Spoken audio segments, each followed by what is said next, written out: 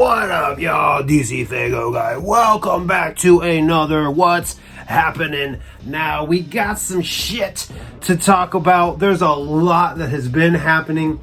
By the time you guys are watching this, though, I've already dropped a My Two Cents video really diving into the image and the artwork of the Naught. So while we are going to talk a little bit more about the Naught in this video, it's not going to be the primary focus, although I am going to title this For the Naught, because, I mean, the Naught, the era of the Naught is here. Ryan Lovejoy, my guy, you've been saying in videos, you've been saying in What's Happening Now, is the Naught is coming out at the gathering. I've been skeptic, I've been doubtful, I've had my reasons and I've shared them, but guess what, man? I am not ashamed to admit when I am wrong, and goddamn am I actually glad to be wrong. Because the Naught is coming, baby. We got pre-orders out for it on digital. I imagine at any time now, any day now, we're going to get pre-orders for the physical copies. They just put out, ICP just put out a teaser video today. We're getting ahead of ourselves. We'll talk about that when the time comes. But let's jump into it. Before we do, got to give a shout out to our members: Jugalotus BD John, Durable Object, J-Word, Kabazucha Boom, Lorgasm, Charmakazi, Ivy Killer, Unique Freestyles, Do It For The Underground, MP23, and Just Sam. Thank you guys for your support. If you would like to join the channel to help support it, there's a link in the description for you to do so. Shout out to our members for their support. So let's jump right into this. Some shit has been announced. Definitely some shit coming up. 2025 shaping up to be an absolutely fucking amazing year in underground music, an amazing year in Juggalo music. Fuck, man, this, like, our top albums of 2025 is going to be tough because so much dope shit has dropped, so much dope shit is about to drop, and one of those is Low Key. As you guys know, I have been on Low Key's nuts for a few years with my little slogan: if you're not fucking with Low Key, you're fucking up. He recently had me join and start making videos over on his Shadowland Universes YouTube channel. It's me and a couple other content creators there. So most of my Low Key talk and banter has kind of migrated to there, but we still got to show love here on What's Happening Now. And one of the big things that is happening is an album release party for the album AlkaRythym, which is dropping on August 1st. Now, if you are not subscribed to Shadowland Universes, one, get your ass over there and fucking subscribe. Not only am I there, Robbie from Do It For The Underground is there doing very fucking dope shit. Night Shift is over there doing mask reviews and unboxings and showing, like, he does like photo shoots. So if you've ever been curious about getting a mask, he's got some great fucking videos over there. Loke does Voices From Beyond, which is like a podcast where he has guests on. Batty Bat's been over there doing gaming videos. I think as of right now, that's everyone doing stuff over there. I believe at some point, the Zargorg show is going to become part of Shadowland Universes. If I am misspeaking, correct me in the comments. But AlkaRythym, I've done a couple reaction videos over on Shadowland Universes. So again, head over there, subscribe up if you're not. If you're a fan of Low Key and you're not subscribed to Shadowland Universes, I don't know what the fuck you're doing. Like, you're missing the fuck out. Loke has that going on. He's got a Patreon thing going on called The Circle. A lot of dope shit coming from Low Key. If you are fucking with Low Key and you're not fucking with that shit, you're fucking missing out, because there's dope shit going on. But I've dropped a couple reaction videos. There's been 3 singles that have dropped already, and AlkaRythym is going to be an album that is going to blow me the fuck away. Both singles have so far. Like I said, there's a third one that has dropped. I have not listened to it. I was contemplating doing another reaction for it over on Shadowland Universes, but I feel like the content that I've been really pushing out for that video, or for that channel rather, has been very reaction heavy. I need to get my ass in gear and drop some fucking reviews over there. But also, we're actually coming towards the end of the schedule, the release schedule that Low Key puts out. So there will be a brand new episode of the Shadowland Offerings, which is a series very similar to this one, but is very heavily, or not very heavily, it's strictly focused to going over that release schedule. So there will definitely be one of those coming up. But I have not done a reaction for the third single because, again, I don't want to clog up everything that I do over there being just reactions. I want to branch it out. I just got to get my fucking ass in gear. There's just so much shit happening right now, both, you know, in the juggler world and in my personal life as well. So it's like I'm juggling shit. I'm juggling shit like a motherfucker. But anyway, all that rambling about AlkaRythym. Loki is doing an album release party, which is live from the Ritual Room. It's going down August 1st. It's going down in the Dreamwalkers VR. What is it? Is it the chat? What's the name of that? Was it VR chat? I think it is. He was doing VR events very heavily back in 2024.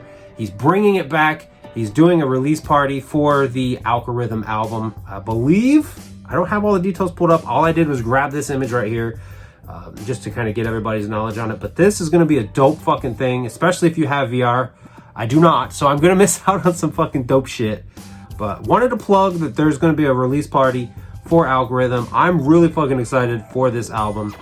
If you are not familiar with Loki, I would say jump in, go look up his album Release 4 and listen to that. That is like the perfect sampler of everything that Loki has to offer musically.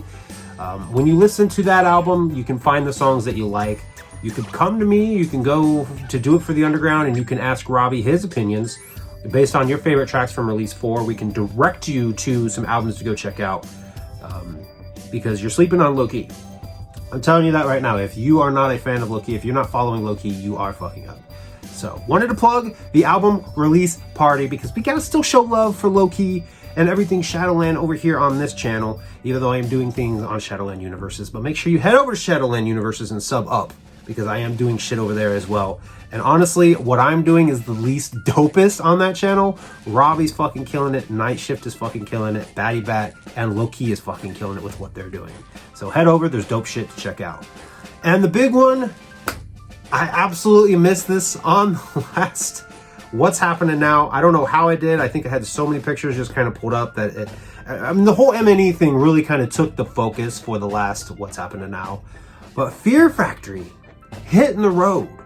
30th anniversary of Demanufacture. It's their album that dropped back in 1995. It's not their first album, but it's their like first commercially successful album. It's what really launched them into stardom.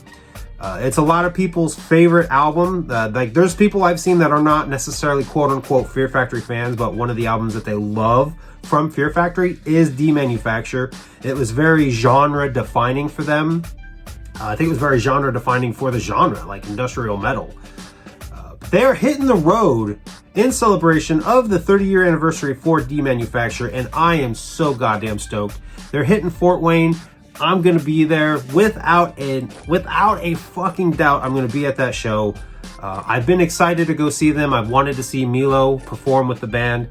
I'm one of those guys that I discovered Fear Factory and fell in love with Burton C. Bell's vocals. Like that's what captivated me and made me a fan. But just the footage that I've seen of Milo, he blows Burton out of the water, and I'm excited to go see the band perform with the new roster that they have.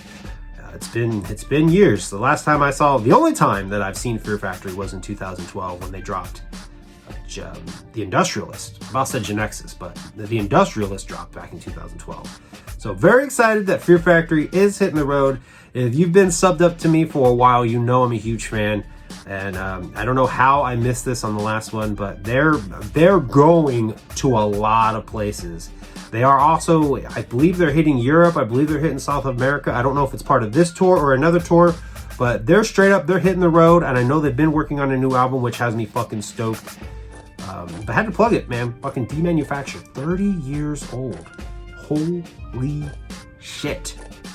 Very stoked for that. And then we've got tickets for Camp Zool available now. You go scoop them up. Ticket prices vary, right? So you can get a weekend pass, $159, that gets you all 3 days at Camp Zool.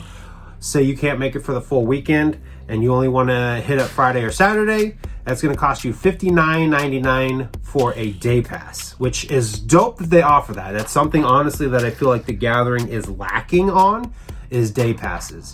I can't show you the price for the VIP experience because it's sold out at the time that I grabbed this.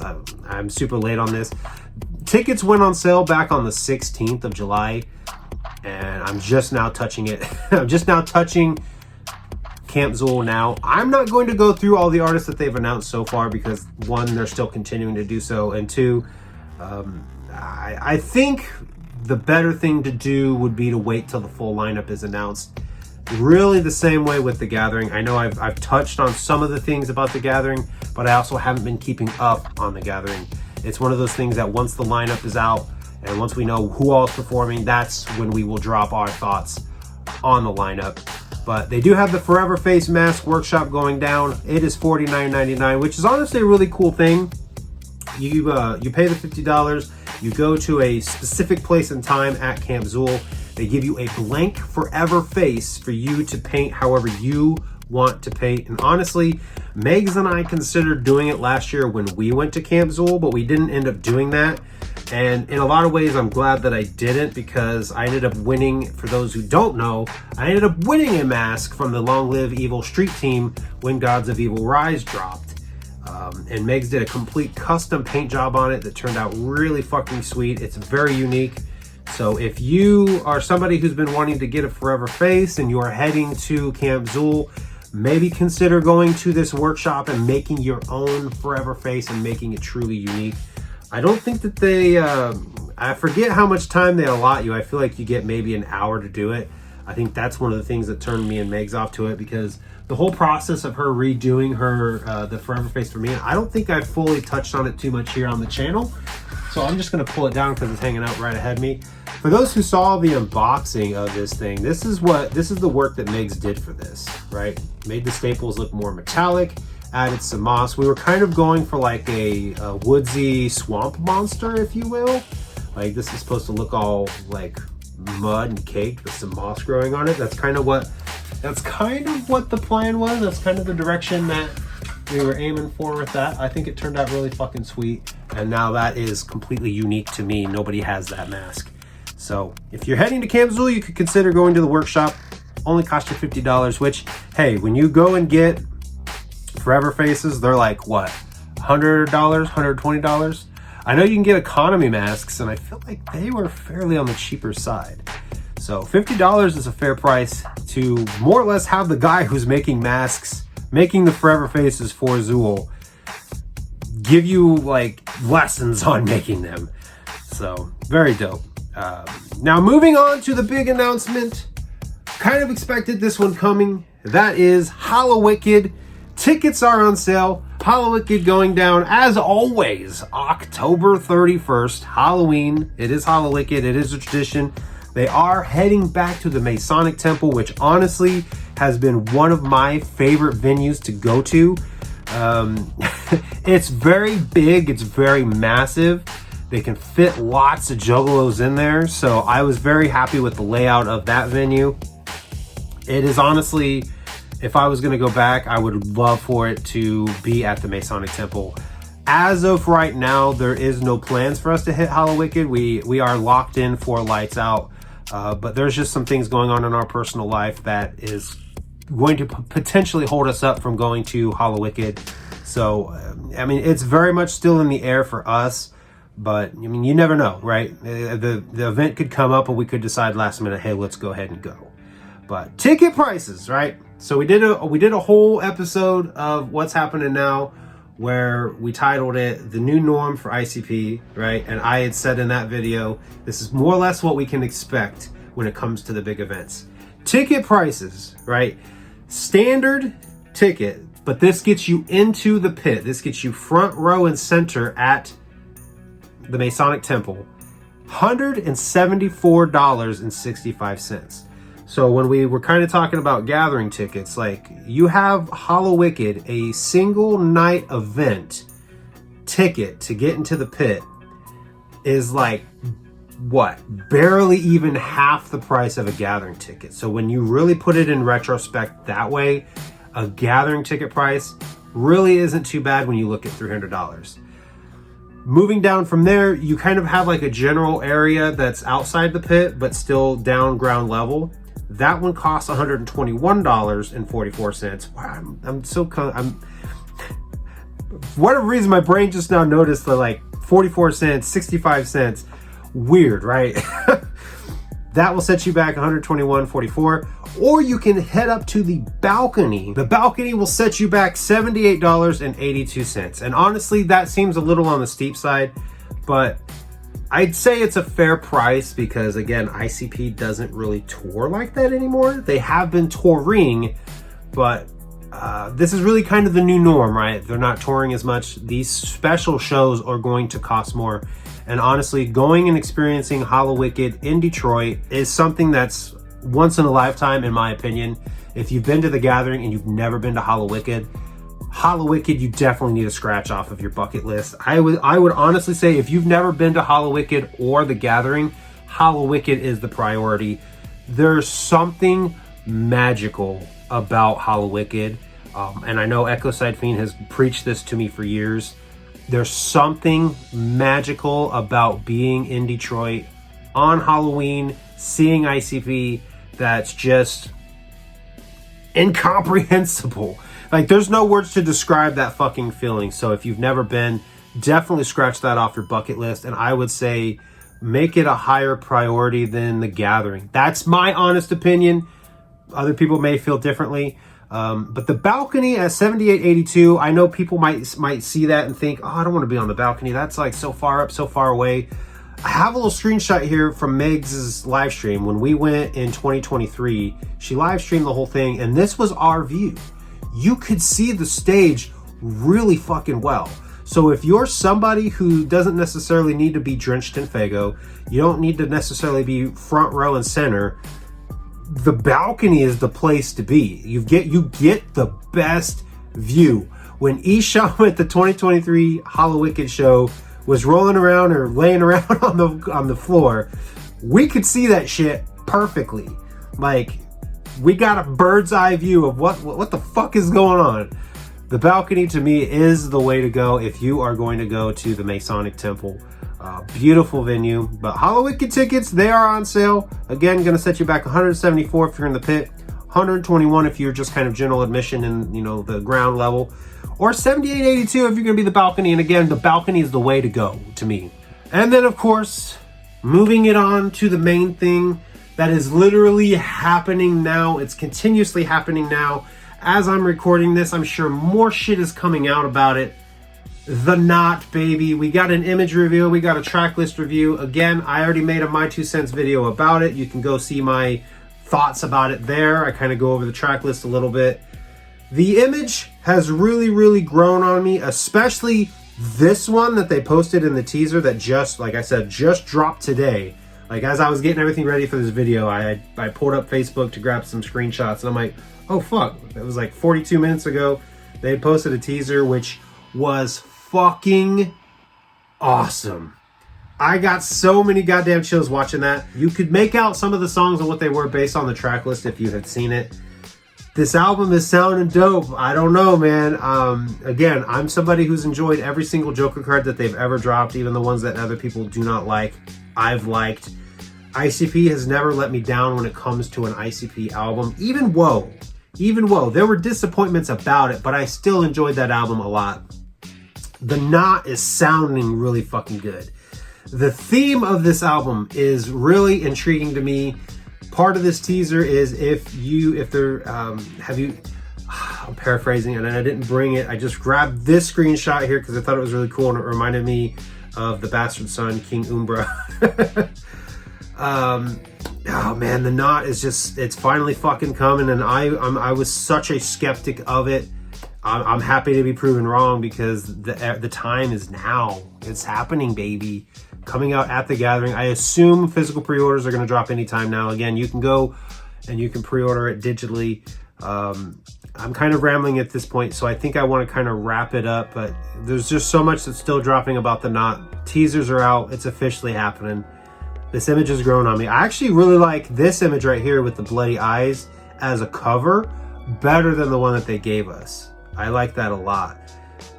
There's so much to digest with the imagery here of him crying. And again, it makes me think of King Umbra, the Bastard Son, which I haven't fully wrapped my head around like what he represents, For those unfamiliar, SON, aka Something Out of Nothing, signed to Long Live Evil, dropped an album back in March called The Bastard Son.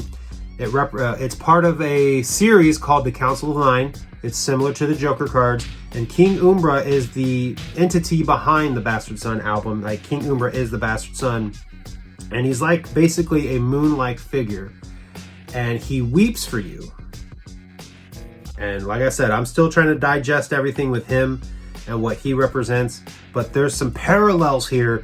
When he's crying for you, he cries because he knows what your fate is.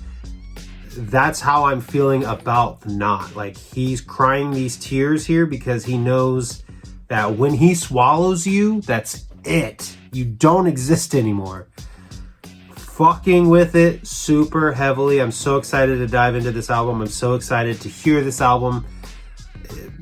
We're less than 3 weeks away now? August 12th is when the album officially drops. I assume it will drop on streaming. Man, it's such a great fucking time right now to be a Juggalo. 2025 has been such a great fucking year to be a Juggalo. So I want to wrap up this episode of What's Happening Now on that note. But before we head out, you know it, we're dipping in to the collection plate. Pass the collection plate. Show me how you give. Pass the collection plate. Collection plate, if you leave a super comment, a super thanks, you will automatically be entered into the collection plate. If you are a member of the channel, your comments will automatically go into the collection plate, even if it's just saying hi. I'm going to pull it up. I'm going to say hi back to you. Otherwise, you can comment down below and leave something very thought-invoking, and if it's thought-invoking enough that I want to respond to it on camera, it'll make its way into the collection plate. But you can guarantee yourself a spot by leaving a super thanks. You can guarantee yourself a spot by becoming a member. The link is in the description. So starting it off, we have Juggalotus BD John with a double dip. He double dipped. He's got a $2 super chat, a $2 super comment that says whoop whoop, and he's also a member. Thank you, Juggalotus BD John, for that $2. Thank you for being a member. Whoop whoop, right back at you, bud. Then we've got Kabazucha Boom, who says, for the collection plate, your opinion as of your next What's Happening Now recording for the gathering so far, who's the biggest get and the biggest miss, not counting anyone on MNE. As of right now, the biggest get, I'm going to say, is definitely Tech 9, King ISO, I want to say the Mafia 6, or 3-6 Mafia, I'm sorry, I don't know why I went the Mafia 6 on that one, and Bone Thugs and Harmony.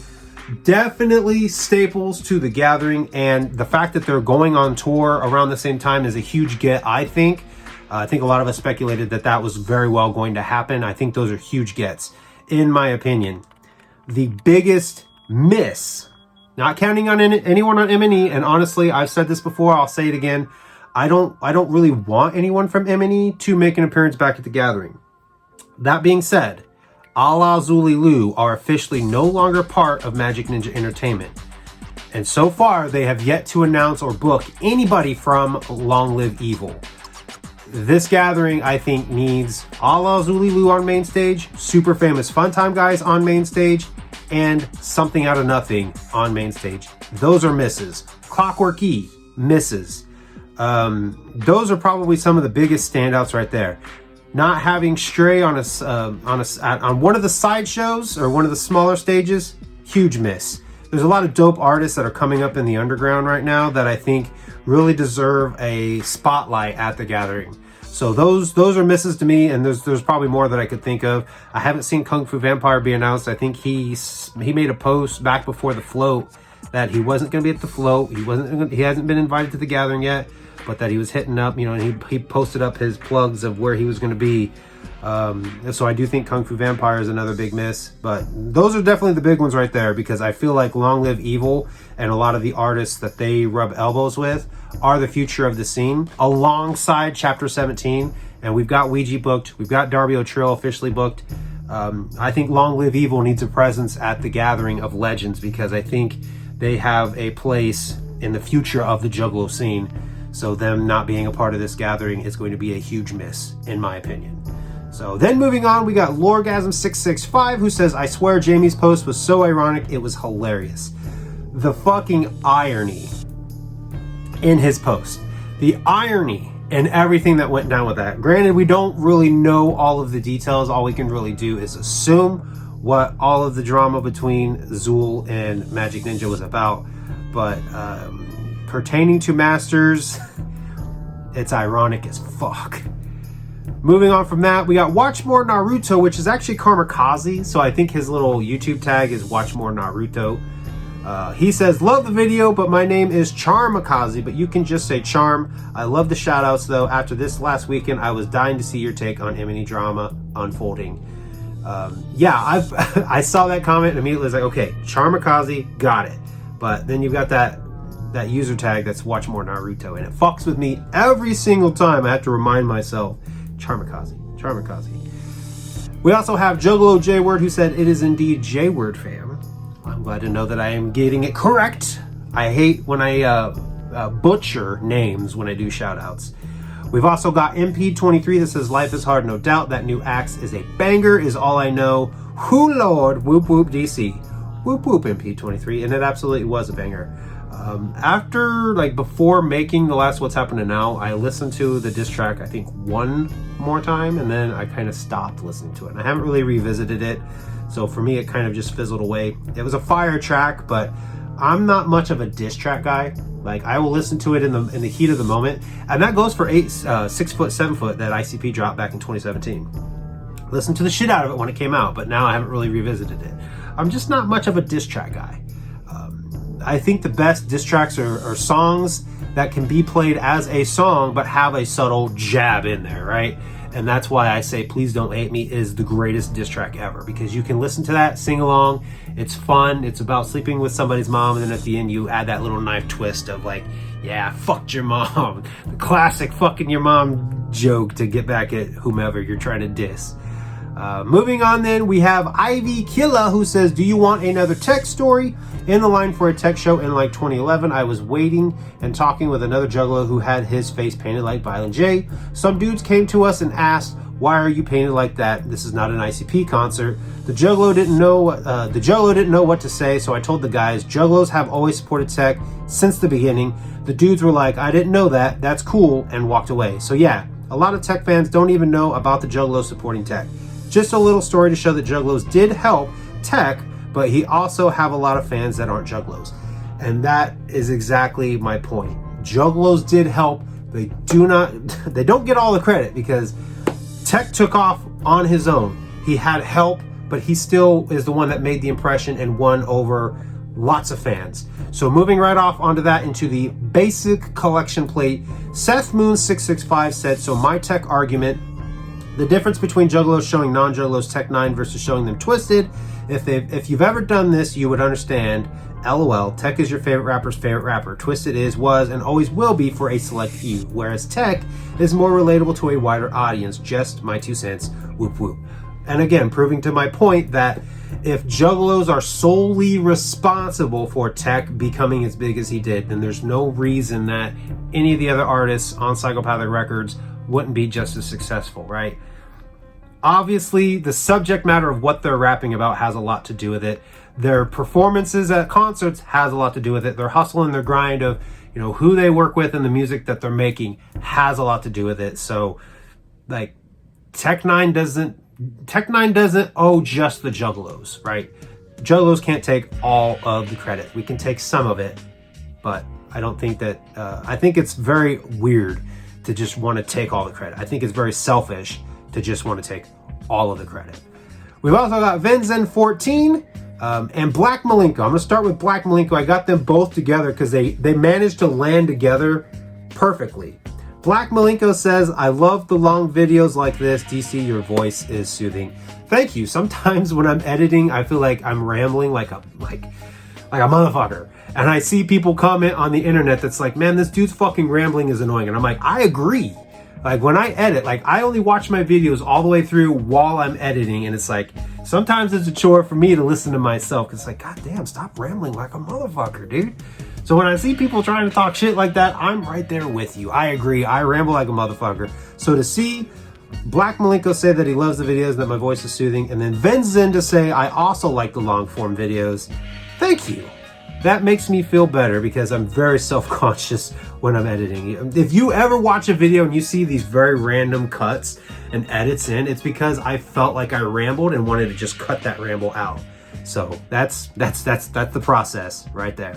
So we then have EK Wesco who says, how did you get the How I Live instrumental, fam? Eyeball emoji. I gotta do a freestyle to that. And I replied with, I have my ways. And let's plug it up, baby. If you become a member right now, there are the perks right up here, right? As a diet member for 99 cents a month, cheaper than a Fago, you get loyalty badges, emojis, early access to new videos, which are ad-free, I will say. My videos will be available for members first. They will not be monetized. Once they go live for everybody else, they will be monetized. So if you are annoyed by ads, a smooth, crisp dollar bill will get you ad-free videos from me until they go live for everybody else. And then as a regular, access to new videos, you get member shoutouts in every videos, members only polls, which I have not done any. And then moving up to the regular level for $1.99, you get all of those previous perks, but then you also get Google Drive access. So if you become a regular member, and none of the regular members have reached out to me about this, if you give me your email address, I will grant you access to a Google Drive that I have where I am making and storing the instrumentals that I'm using in videos. So if you're a content creator and want these instrumentals to use in your videos, you will get that access. If you are somebody who wants to freestyle, you can have that access to the instrumentals that I am making. So that is one of the perks that I am offering to my regular level members. And then, of course, members only videos for regular members. So plug up, baby. Link is in the description if you want to get your hand on some of the instrumentals I've been using. Join up. Reach out to me. Email me, dcfagoguy@gmail.com. That goes for all of the members that we currently have that have not. Email me. That way I can just add you to the drive and you guys can access those instrumentals. At times, some of the instrumentals might disappear. That's just me making room for other ones that I'm going to put out, but I will always keep them stored on my hard drive on my computer so that I can continue to use them. So join up, become a member. It's my one little way of saying thank you for your $2 of support. Moving on from that, we have Flicky Dicky.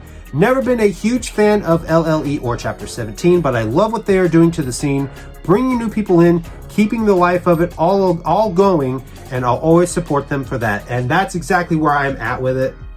I'm not a huge fan of Chapter 17, right? But I acknowledge what Ouija Mac is doing by bringing in new fans. I acknowledge what Darby O'Trill is doing by bringing in new fans. And one of the things that I love about them is a lot of their music is such a callback to old ICP. Like, they've got beats that Devereaux has that have samples of old ICP shit, and that shit always fucking geeks me out. I'm not totally a fan of the music that they're putting out, but I respect what the fuck they're doing. And Long Live Evil is more up my alley. It's more my cup of tea musically, and I feel that they're doing the same thing as well. They offer music, I think, that caters more to like an old school juggalo that likes the old school wicked shit. They're very much in that lane. So they're offering something for old fans, but I think that they also offer something for new fans as well. And that's why I say that Long Live Evil and Chapter 17 are the future of the juggalo scene, because they're carrying on that legacy. All of them are juggalos. So it's fucking dope what every one of them are doing, and I'm excited for the fucking future. We have Video Game X Domain who says MNE is the future, bro. I disagree. Twisted can easily just sign some new guys easily. Axe is replaceable. I didn't even know who Gmo or Axe was before signing to MNE. They know talent. They will find more guys. Here's my question though. Is that something that they even want to do now at this point? Like, Axe just left. Lex the Hex Master left last year. He's with LSP now. Obviously Gmo's gone. You look at the current roster of Magic Ninja Entertainment and it is all former Psychopathic Records artists. Now, I'm not saying that they can't be the future, but they're really kind of a shell of what Psychopathic was, which is fine. They can have a future. They can be part of the future.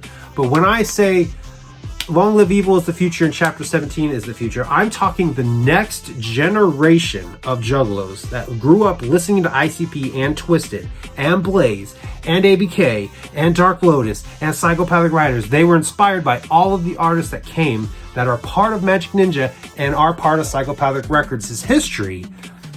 These guys are coming in and they're breathing in new life, and they're going to carry it on and inspire other people to then carry it on. That's what I mean when I say they're the future. And yes, Psychopathic Records, ICP can still inspire more people to come in and do the same thing, just like M&E and Twisted and Blaze. And I mean, ABK is not part of M&E, but he's rolling with them.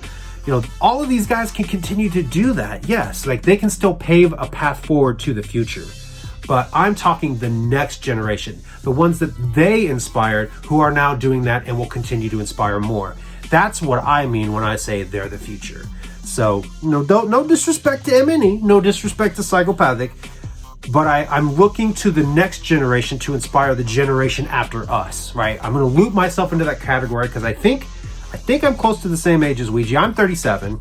I know that Billy Obey, I know that Joey Black, I know that Lee Carver, I mean, fucking Whipstick from the Super Famous Fun Time guys is like 6 to 8 months younger than me. I was born in 88. He was born in 88. So I'm looping myself into the same category when I say the next generation after us, right? We're the generation that grew up listening to ICP, and there's a generation now after us that everybody at Chapter 17 and Long Live Evil will inspire as well, right?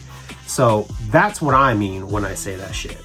But that is going to wrap it up for this episode of What's Happening Now. If you would like to be considered for the collection plate, make sure that you comment down below. Tell me what you guys think about what's happening now. Go become a member, sign up for some sweet perks, comment down below, and you will be guaranteed a spot in the collection plate. I thank you guys for watching, and I will see you guys next time.